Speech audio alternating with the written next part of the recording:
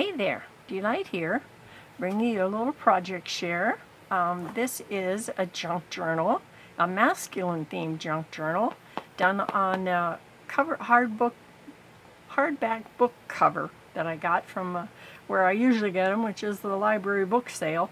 I always try to use the novels because they so often go to the landfill, and that's what this one was. I put a sort of a masculine-y looking fiber that I bound the signature with, and a sort of a modeled quality quilting kind of fabric, and some Tim Holtz book corners, and Tim Holtz post binder, and the elastic. I like using the elastic. This is also Tim Holtz. It's one of his little metal plates, and this one says, "The journey awakens the soul." And I thought it looked kind of nice for a guy. Sometimes they get so girly. This one has a lot of papers that I printed that I got some from vintage from Tsunami Rose and Ephemera's Vintage Garden, and a lot of Pinterest things. I've got a Gale fabric flip and a side tuck spot that I put a paper clip on to kind of hold things together, and it has a tag in a lot of different a lot of inking in this one with the walnut stain, because I thought that sort of was in keeping with the gentlemen that were in here. So this is sort of a double thing, and this is a little tablet that I made out of some small squares on a planner, or probably something that could be used for phone messages. But I made some tablets out of that for in the journals. Lots of tags in this one. This one is has different kind of scenes on it.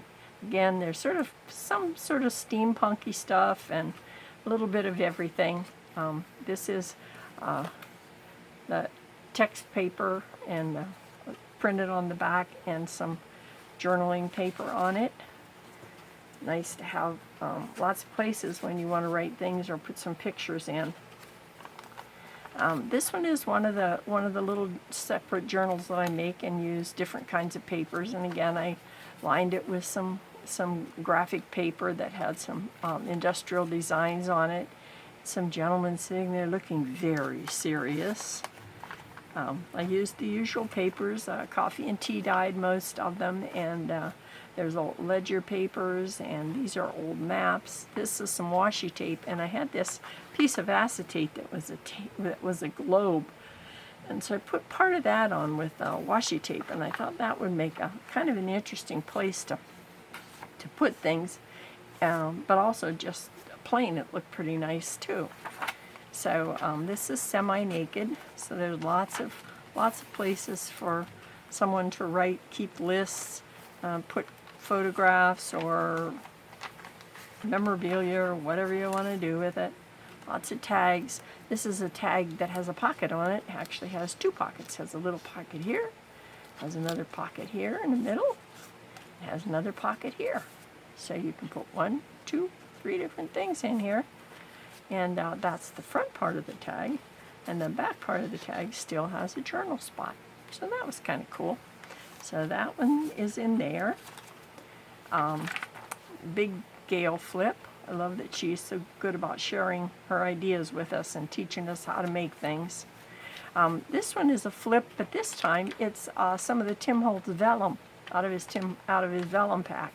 And I thought that I just had a little piece, and I just kind of liked the way that was, and I love the crunchy paper, so I did that. And I like using the bags and envelopes. This is another little separate journal book. I thought this type of junk journal lends itself quite well to having extra journal books in that could be used for perhaps a certain subject. You want to keep all the notes that they have about, I don't know, soccer scores or whatever it is they like, and if they want to keep them in one place, they could keep them, go back to this every time and keep it that way. So lots of Lots of papers, lots of places to go. This is an envelope. I did it out of brown butcher paper and embellished it, and then took some pattern paper and made a journal spot out of it. So that's kind of nice. I like using the brown paper bags from the grocery store. I like upcycling things. This is another upcycle. This is one of those big envelopes from the insurance companies that send them to you, and it has a window in it. I ran it through through my printer, and then took a paper towel and wiped the ink off of the window so that you could still see it as a window. In the back, I just rubbed a walnut stained Tim Holtz Distress dye ink on a piece of bubble wrap. Just patted it around and got it on there, and then took the bubble wrap and just went all over the back of the envelope. And I really enjoyed doing that. Have coffee stained, coffee dyed coffee filter.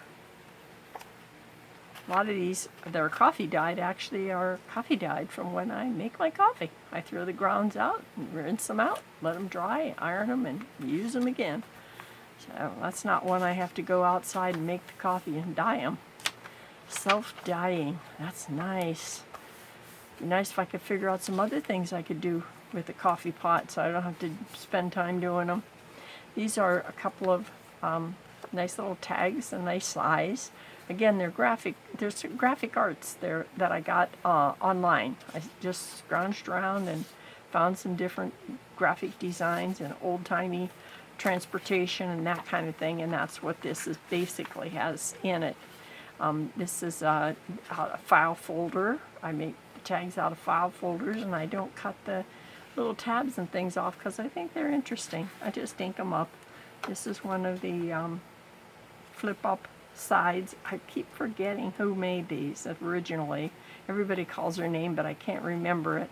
And these nice little extra journaling books are I make and then close them up with this butcher twine. And the black and white or brown and white's kind of masculine looking. I used some handmade paper that I got at a scrapbook convention at one of the hotels my son manages. So I went out to see him, and there was a scrapbook and stamping convention there. Did I get lucky or what? I brought a lot of things back with me. That was a happy coincidence. More of these little paper clips. I just put some baker's twine on them and gives them a little something extra, and also makes them easier to pull off. Another little journal book. This particular one, I just take and open it up to the middle and fold it over the page, and then put the paper clip on it and use that to secure it into place. This particular one, sometimes I staple them together, sometimes I sew them. These are sewed today. This is was a map. Some more old people. Looks like an old-timey drill press. I don't know what that is, but that's what it looks like. And again, it was on brown cardstock. This is a side tuck. Lots of journal things. Another pocket. Another little.